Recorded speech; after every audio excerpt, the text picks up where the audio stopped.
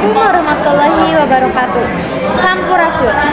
Wilujeng enjing pamirsa, tepang di sana abdi Nur Fajara dina program Warta Sunda MIPA 2. Dina waktu ieu abdi bade ngarugikeun sawatara warta ngeunaan tepang tauna SMA Negeri Jatinangor anu ka-28.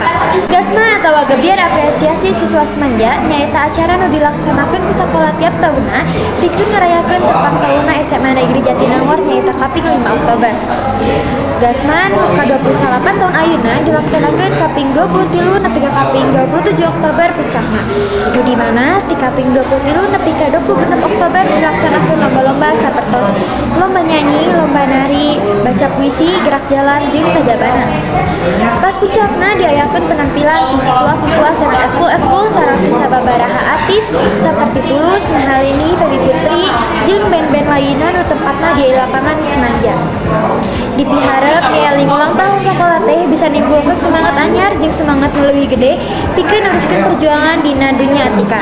Ngabina rasa semangat anu kuat pikeun murid sareng sakumna masyarakat sakola SMA Negeri Jatinangor. Pamirsa, mung sakitu kapihatur dina program Warta Sunda MIPA 2 dinten ieu. Wilujeng patepati di lain waktos simkuring Nur Fajara izin pamit.